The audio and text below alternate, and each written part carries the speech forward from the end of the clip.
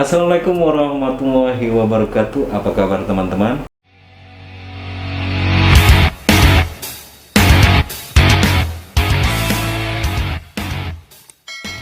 Jumpa lagi tentunya dengan saya Adi Winata di channel Adi Pinangrayan teman-teman. Oke teman-teman, saya sekarang berada di Mapolsek Rantawalai. Ini Mapolsek ini salah satu jajaran dari Polres Ogan Ilir ya, di berbatasan dengan Polsek atau subsektor dari Tanjung Raja. Dan di samping saya sudah ada Kapolsek Bapak Sondi Ibtu Sondi Praguna, dan kita hari ini akan berbincang dengan beliau, latar belakang beliau dan hingga beliau sekarang ada di Mapolsek ini teman-teman. Oh ya, kita pakai masker ya dan sudah mengikuti protokol kesehatan.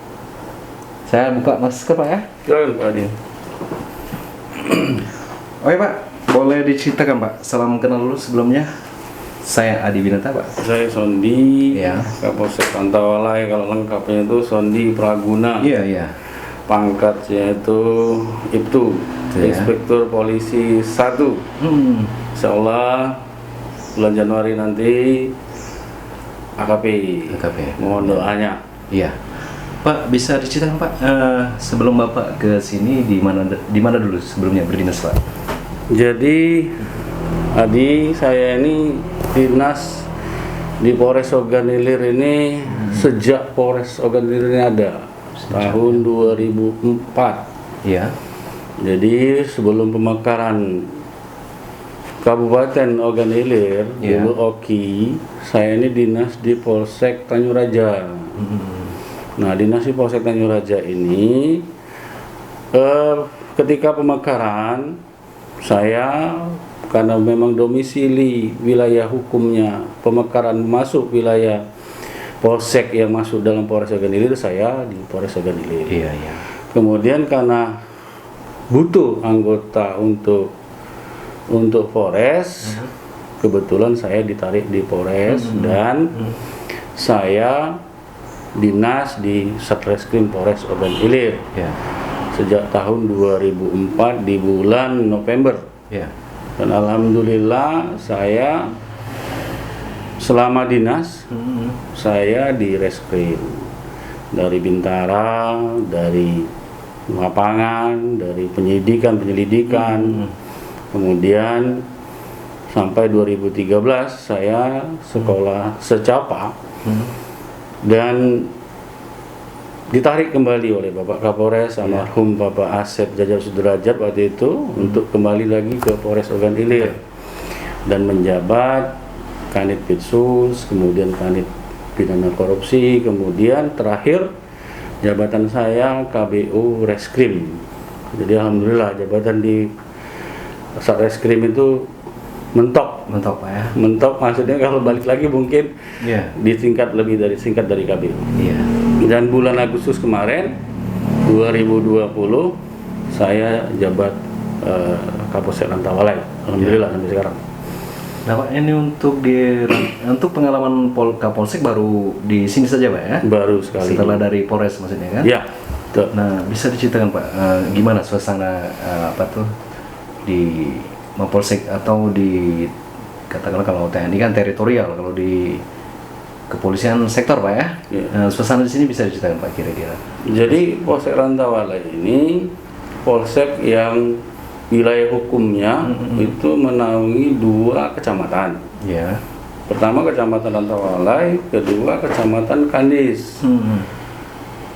Di sini kita sejak ada keputusan Pak Kapolri sejak Maret 2021 kemarin, kita salah satu polsek yang tidak melakukan penyidikan. Artinya kita bisa menerima laporan polisi, tetapi yang dikedepankan adalah fungsi Babin Kamtibmas, fungsi intelijen untuk meredam konflik. Pada saat memang bisa kita selesaikan laporan-laporan masyarakat, kita kembalikan ke unit Binmas, yaitu adalah penyelesaiannya adalah problem solving. Kalau memang permasalahan itu tidak bisa diselesaikan di desa, yaitu pakai problem solving yang dikedepankan adalah Babinkan Timas kita yang berada di desanya binaannya masing-masing, akan melapor, tetap kita layani. Di polsek ini kita layani melapor, kemudian kita hanya sebatas penyelidikan. Kalau memang cukup alat bukti, nanti kita limpahkan ke Polres untuk meningkat penyidikan. Oh, jadi lebih bisa dikatakan di sini secara persuasif Pak gitu kira. Persuasif. Jadi pada saat penerimaan laporan, kalaupun memang nantinya di penyelidikan bisa kita selesaikan, itulah namanya restoratif justice. Iya, iya. Nah itu adanya perdamaian, ada ketentuan-ketentuan perkara yang bisa diselesaikan menurut Undang-Undang Restoratif Justice. Bahwa polsek yang ditentukan melalui program presisi Pak Kapolri, salah satunya adalah mengedepankan penyelesaian perkara tanpa di persidangan itu ialah polsek yang ketentuan. Yang pertama adalah ketentuan dalam kurun tahun sebelumnya itu tindak pidananya ringan, tindak pidananya minimal, sedikit. Kemudian jarak antara polsek dengan Polres itu tidak lebih dari 1 jam. Jadi untuk mempermudah, kalaupun memang nanti kita limpahkan ke Polres, baik pelapor atau korban dengan mudah untuk datang ke Polres. Gitu. Nah, kalau boleh tahu Pak, selain yang serupa katakanlah dengan polsek kita ini Pak, ada di polsek lain kah? Misal di Oganilir ini? Kalau di Oganilir cuma Rantau aja. Rantau aja ya. Kemarin saya waktu ditentukan itu kita memang sampaikan fakta bahwa memang di sini kriminalitasnya rendah berdasarkan fakta tahun sebelumnya. Kemudian jarak kita memang tidak lebih dari 1 jam. Itu kan diusulkan ya, setelah diusulkan ditetapkan melalui keputusan Pak Kapolri. Oke Pak, untuk selain aktivitas kita ketahui kan kalau kepolisian ini kan mengayomi dan lain sebagainya secara kedinasan Pak.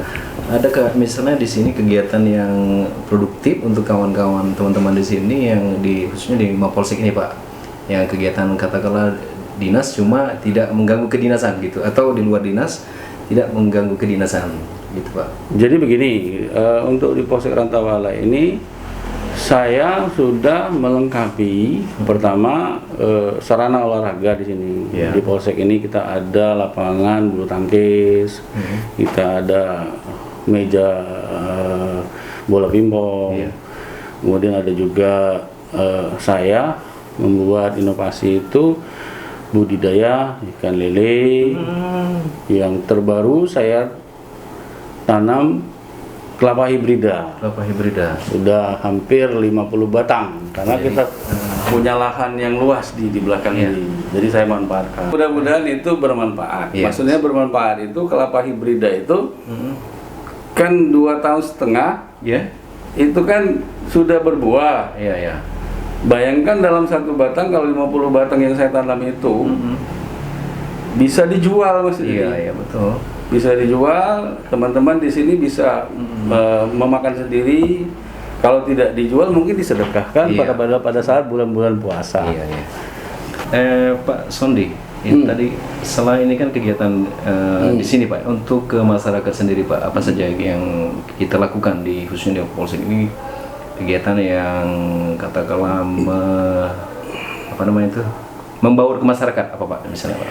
Jadi berhubungan dengan bahwa kami Polsek Rantawala tidak melakukan penyidikan tadi, artinya kami harus membuat forum komunikasi polisi dan masyarakat. Dan alhamdulillah dari 25 desa dalam Kecamatan Rantawala dan Kecamatan Gandes itu sudah terbentuk forum itu. Jadi ketika ada yang melapor, kita kembalikan ke forum itu lagi. Forum itu ada kepala desa, ada tokoh masyarakat, ada perangkat-perangkatnya di situ, ada babin. Jadi ketika ada laporan, misal saya kasih contoh kasus saja, misalnya suami istri ribut, ada KDRT katakanlah, kita kembalikan dulu ke forum itu.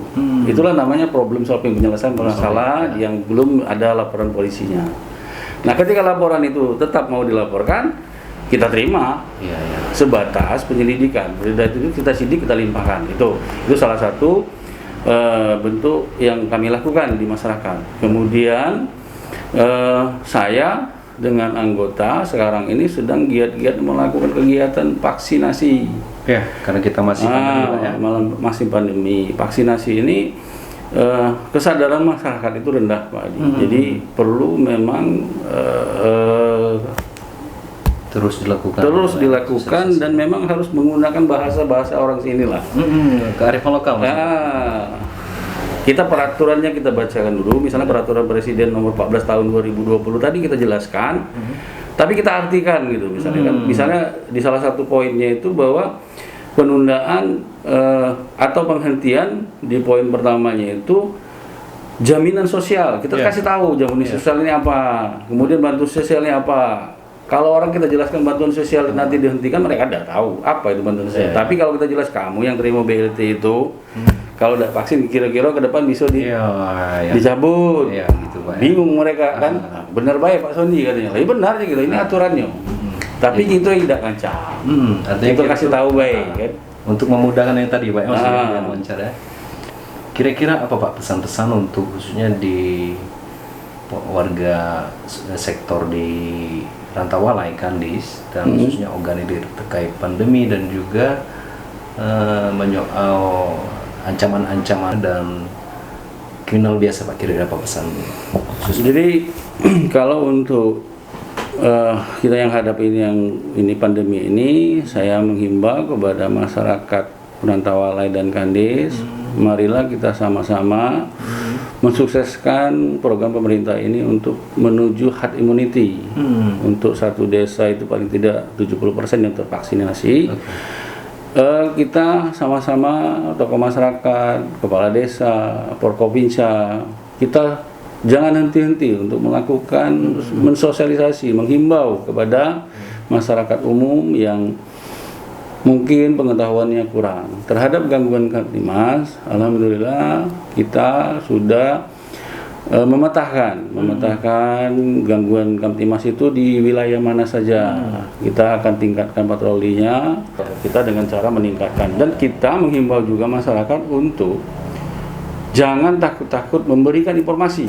Nah, kalau takut dengan anggotanya, langsung dengan Pak Kapolseknya, dengan saya langsung. Dan saya di tengah-tengah masyarakat selalu memberi nomor HP saya Pak Adi untuk mereka simpan, dan mereka jangan ragu untuk memberikan informasi apa saja kepada kami Polsek Rantawalai untuk terwujudnya keamanan dan ketertiban dan pemeliharaan keamanan. Pak, di Mapolsek ini sendiri apa saja Pak, katakanlah untuk pelayanan dengan masyarakat misalnya, selain dari pelayanan depan, ada apa saja di Mapolsek ini Pak? Jadi kita mulai dengan pelayanan untuk kaum disabilitas. Nah, itu kita sudah membuat